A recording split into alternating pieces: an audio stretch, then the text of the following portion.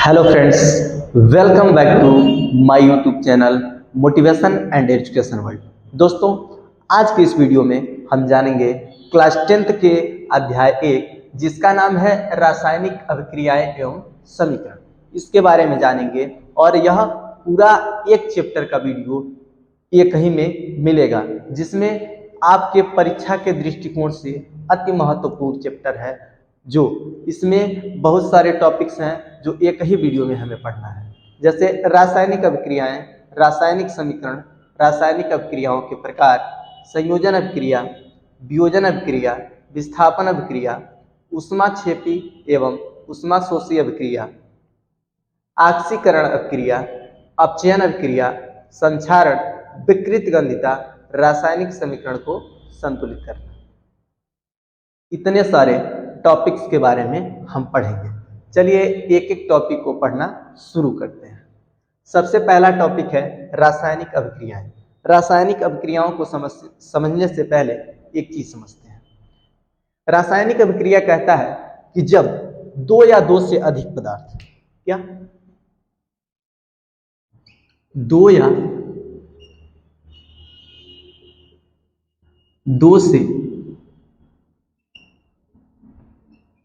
अधिक पदार्थ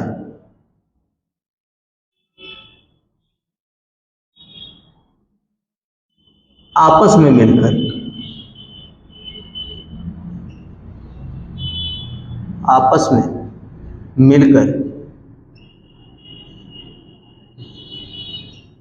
एक नए पदार्थ की उत्पत्ति करते हैं। क्या करते हैं? उत्पत्ति करते हैं, जिसको हम क्या कहते हैं? रासायनिक अभिक्रिया कहते हैं। अभी देखिए, इसमें दो या दो से अधिक पदार्थ क्या करते हैं? आपस में मिलकर एक नए पदार्थ की क्या करते हैं? उत्पत्ति करते हैं। जैसे सपोज दैट फॉर एग्जाम्पल के रूप में लेते हैं कि चीनी और पानी को, दो पदार्थ है, चीनी एक अलग पदार्थ है और पानी एक अलग पदार्थ है। दोनों को क्या करते हैं? एक में मिक्स करते हैं, मिलाते हैं, तो मिलाने से एक नया पदार्थ बनता है जिसको हम शरबत कहते हैं। तो जब दो या दो से अधिक पदार्थों को क्या करेंगे? आपस में मिलाएंगे और उससे जो नया पदार्थ बनेगा उसको क्या कहेंगे? रासायनिक अभिक्रिया। अब एक एग्जाम्पल के माध्यम से समझते हैं कि रासायनिक अभिक्रिया क्या होती है। जैसे मान लीजिए यहाँ पे कार्बन है और कार्बन को हम क्या करते हैं? ऑक्सीजन से मिला देते हैं। किससे मिला देते हैं? ऑक्सीजन से। जब कार्बन को ऑक्सीजन से मिलाएंगे तो कार्बन और ऑक्सीजन मिलके बनाएंगे कार्बन डाइऑक्साइड। क्या बनाएंगे? Carbon dioxide.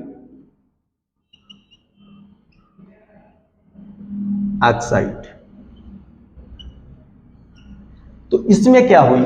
इसमें दो पदार्थ मिले, कार्बन और ऑक्सीजन, और दोनों मिलकर के क्या बनाए? Carbon dioxide. तो यह जो अभिक्रिया है क्या है? रासायनिक अभिक्रिया कहलाएगी, क्योंकि इसमें दो पदार्थ मिलकर एक नए पदार्थ की उत्पत्ति कर रहे हैं, जिससे यह रासायनिक अभिक्रिया होता है। इसके बाद से समझेंगे कि रासायनिक समीकरण क्या होते हैं। रासायनिक समीकरण के बारे में समझेंगे। जैसे मान लीजिए रासायनिक समीकरण क्या होते हैं? रासायनिक अभिक्रिया के द्वारा ही हम समझ सकते हैं किसको? रासायनिक समीकरण। जैसे समझिए,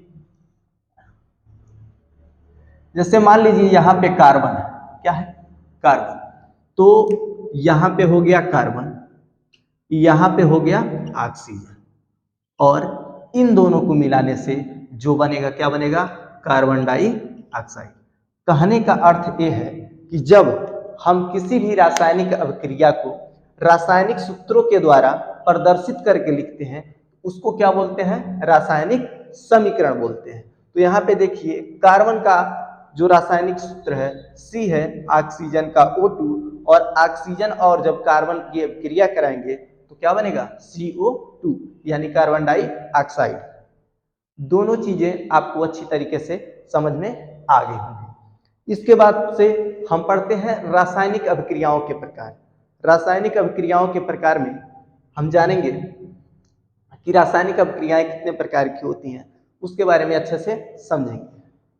सबसे पहले समझेंगे संयोजन अभिक्रिया। संयोजन अभिक्रिया क्या होती है, उसको बहुत इजीली आप समझ सकते हैं केवल एक अभिक्रिया के माध्यम से। चलिए समझते हैं। संयोजन, संयोजन का मतलब होता है जुड़ना। संयोजन का मतलब क्या होता है, जुड़ना। जब दो या दो से अधिक तत्व या पदार्थ क्या होते हैं, आपस में जुड़ते हैं और जुड़ करके एक नया पदार्थ बना लेते हैं, तो उसको क्या कहते हैं, संयोजन अभिक्रिया। संयोजन माने जुड़ना। यहाँ पे कार्बन और ऑक्सीजन दोनों आपस में क्या हो रहे हैं, जुड़ रहे हैं। तो जब कार्बन और ऑक्सीजन आपस में जुड़ रहे हैं, तो जुड़ने के बाद क्या बना दे रहे हैं, कार्बन डाइऑक्साइड। जब ये कार्बन डाइऑक्साइड बनाते हैं तो इनमें क्या हुआ, संयोजन हुआ, और ये अभिक्रिया कौन सी हो गई, संयोजन अभिक्रिया हो गई। तो हम लोग संयोजन अभिक्रिया समझ चुके हैं। इसके बाद से समझते हैं वियोजन अभिक्रिया। वियोजन का मतलब होता है टूटना। वियोजन का मतलब क्या होता है, टूटना। अब इसको समझेंगे कि ये वियोजन अभिक्रिया होती क्या है। देखिए, वियोजन का मतलब है टूटना। जैसे मान लीजिए यहाँ पे लिखा हुआ है 2MgO, 2MgO। अब इसको क्या करेंगे, जब ये ब्रेक होगा, टूटेगा, तो क्या बनेगा, 2Mg प्लस O2। क्या बनेगा, 2Mg प्लस O2। यानी जब कोई यौगिक टूट करके किन्हीं दो पदार्थों में बढ़ जाता है तो उनको क्या कहते हैं, वियोजन अभिक्रिया कहते हैं। जैसे मान लीजिए यहाँ पे मैग्नीशियम ऑक्साइड है, मैग्नीशियम ऑक्साइड वियोजित होगा तो मैग्नीशियम अलग हो जाएगा और ऑक्सीजन क्या हो जाएगा, अलग हो जाएगा। तो आप लोग को वियोजन अभिक्रिया अच्छी तरीके से समझ में आ गई होगी। इसके बाद से हम बात करेंगे विस्थापन अभिक्रिया की। विस्थापन अभिक्रिया में क्या होता है, एक यौगिक से कोई तत्व या पदार्थ क्या होता है, दूसरे के पास चला जाता है। इसको समझेंगे एक रासायनिक समीकरण के माध्यम से, जो आपको अच्छी तरीके से समझ में आएगा। चलिए उसको समझते हैं।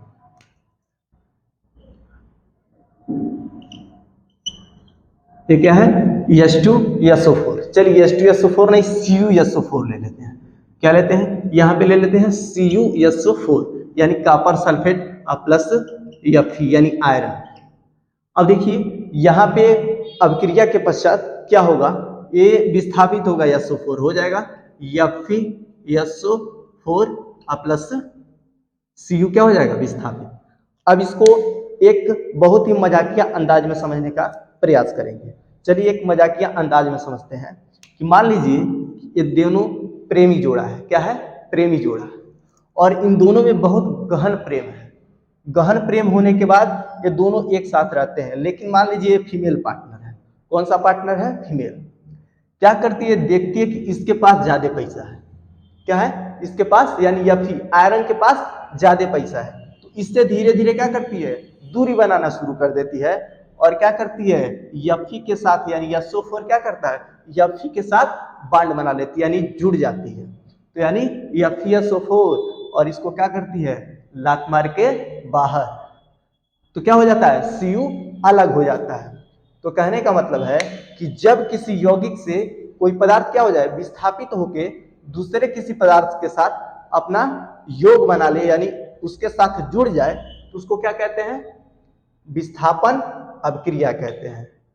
अगर ये बात आपको समझ में आई होगी तो इसके आगे अब अगला पढ़ेंगे। अब समझते हैं ऊष्माक्षेपी एवं ऊष्माशोषी अभिक्रिया को। देखिए, ऊष्माक्षेपी जो अभिक्रिया होती है, इसमें ऊष्मा उत्पन्न होती है और ऊष्माशोषी अभिक्रिया में ऊष्मा की आवश्यकता होती है। चलिए इसको उदाहरण के माध्यम से समझते हैं।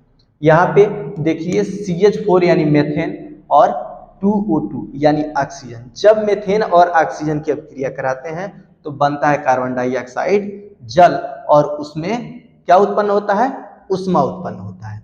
ये आप लोग को समझ में आ गया होगा। इसके बाद आगे बढ़ते हैं, ऊष्माशोषी अभिक्रिया की तरफ चलते हैं। तो देखिए, जब 2HgO यानी मर्क्यूरिक ऑक्साइड बोलते हैं, इसको क्या बोलते हैं, मर्क्यूरिक ऑक्साइड। मर्क्यूरिक ऑक्साइड की अभिक्रिया को आगे बढ़ाने के लिए किसकी आवश्यकता होती है, ऊष्मा की आवश्यकता होती है। और जब इसमें ऊष्मा की आवश्यकता होती है तो अभिक्रिया के पश्चात क्या बनता है, 2Hg और O2 यानी मर्क्यूरिक यानी मार्करी अलग हो जाता है, पारा अलग हो जाता है और ऑक्सीजन अलग हो जाता है। यह है आपकी ऊष्माक्षेपी एवं ऊष्माशोषी अभिक्रिया। इसके बाद से आगे बढ़ते हैं। आगे है ऑक्सीकरण एवं अपचयन अभिक्रिया। तो ऑक्सीकरण एवं अपचयन अभिक्रिया को समझते हैं। देखिए ऑक्सीकरण अभिक्रिया में क्या होता है। ऑक्सीकरण अभिक्रिया में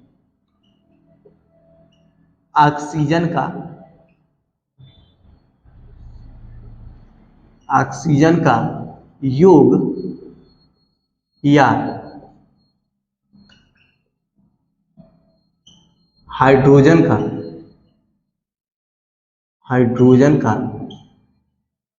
ह्रास होता है। क्या होता है, इसमें ऑक्सीजन का योग होगा या हाइड्रोजन का ह्रास होगा। और सेम टू सेम इसके विपरीत क्या होता है, अपचयन अभिक्रिया में होता है। अपचयन अभिक्रिया में क्या होता है कि इसमें ऑक्सीजन का ह्रास, ऑक्सीजन का क्या हो जाएगा, ह्रास होगा या हाइड्रोजन का योग होगा। किसमें, अपचयन अभिक्रिया में। ऑक्सीकरण अभिक्रिया को एक और नाम देते हैं जिसका नाम है उपचयन अभिक्रिया। क्या कहते हैं, उपचयन अभिक्रिया। तो ध्यान रखिएगा, ऑक्सीकरण अभिक्रिया को उपचयन अभिक्रिया भी कहते हैं। तो देखिए ऑक्सीकरण अभिक्रिया में क्या होगा, ऑक्सीजन का योग या हाइड्रोजन का ह्रास। और अपचयन अभिक्रिया में क्या होगा, ऑक्सीजन का ह्रास या हाइड्रोजन का योग होगा। चलिए इसको उदाहरण के माध्यम से समझते हैं। देखिए यहाँ पे 2Cu + O2, यहाँ पे कॉपर है, यहाँ पे ऑक्सीजन है। अब देखिए यहाँ पे 2CuO हो गया, यानी ऑक्सीजन का क्या हो गया, योग हो गया। तो ऑक्सीजन का योग हो गया, तो यहाँ पे जब ऑक्सीजन का योग होगा तो अभिक्रिया कौन सी होगी, ऑक्सीकरण अभिक्रिया होगी। तो इसको क्या कहेंगे, ऑक्सीकरण अभिक्रिया। उसके बाद से आगे बढ़ते हैं। यहाँ पे CuO, copper oxide, copper oxide, और जब हाइड्रोजन की अभिक्रिया कराते हैं तो क्या होता है, Cu + H2O। अब देखिए यहाँ पे क्या हो गया, हाइड्रोजन का योग हो गया, या कह सकते हैं यहाँ पे CuO यहाँ पे था, CuO, यहाँ पे ऑक्सीजन का ह्रास हो गया, यहाँ पे CuO की जगह पे क्या आ गया, Cu, यानी O का क्या हो गया, ह्रास हो गया। इसलिए इसको क्या बोलेंगे, अपचयन अभिक्रिया।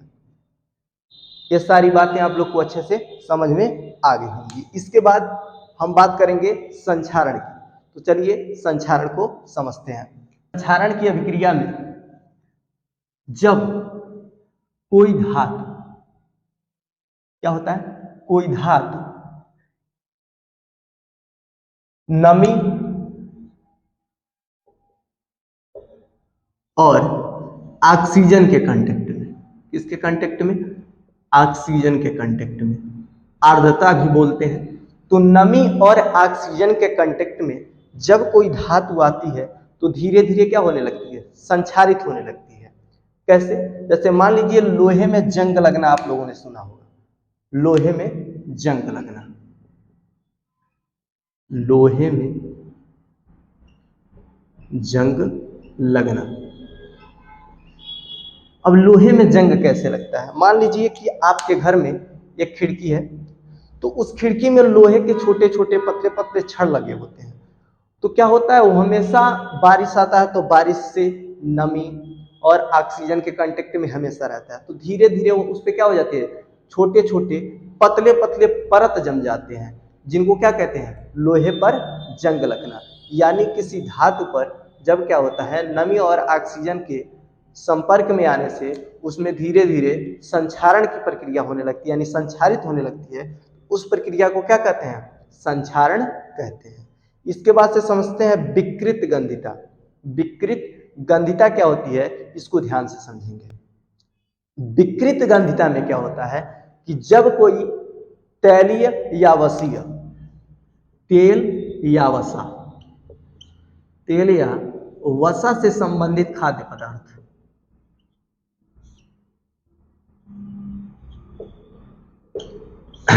तेल या वसा से संबंधित खाद्य पदार्थों को क्या करते हैं, हम खुले में छोड़ देते हैं। तो जब खुले में छोड़ देते हैं तो क्या होता है, कुछ समय बाद यानी कुछ समय तक छोड़ दिए उसको अगर खुले में, तो क्या होगा, ये धीरे धीरे वस्तुएं खराब होने लगती हैं। खराब होने का मतलब क्या है, कुछ समय पश्चात उसका स्वाद बदल जाएगा और उसकी गंध भी बदल जाएगी। एक एग्जाम्पल से समझते हैं कि मान लीजिए एक चिप्स का पैकेट है, तो चिप्स के पैकेट को फाड़े और फाड़ने के बाद उसके बाद से एक चिप्स खाए, उसका स्वाद अलग है और उसका गंध भी अलग है। उसके बाद उसी चिप्स को खोल करके एक प्लेट में 10 मिनट के लिए छोड़ देते हैं या 1 घंटे 2 घंटे के लिए छोड़ देते हैं। उसके बाद से उसी चिप्स को खाएंगे, उसमें जो गंध होगी अलग तरीके की आएगी और उसका जो स्वाद होगा, कड़वापन या तीखापन अलग तरीके का लगेगा। तो जब किसी तेली या वसीय खाद्य पदार्थ में कुछ समय खुला छोड़ने के बाद उसके या खुला छोड़ने के बाद या वैसे भी क्या हो कि उसके गंध और स्वाद में विकृति आ जाए, क्या आ जाए, विकृति आ जाए, उसी को क्या कहते हैं, विकृत गंधिता। ये बात आप लोग को अच्छे से समझ में आ गई होगी। इसके बाद बात करेंगे रासायनिक समीकरण को संतुलित करना। तो वीडियो ज्यादा लंबा ना हो, इसलिए रासायनिक समीकरण को संतुलित करना अगले वीडियो में सीखेंगे। आप सभी का बहुत बहुत धन्यवाद। चैनल को सब्सक्राइब करिएगा, लाइक करिएगा और शेयर और कमेंट जरूर करिएगा।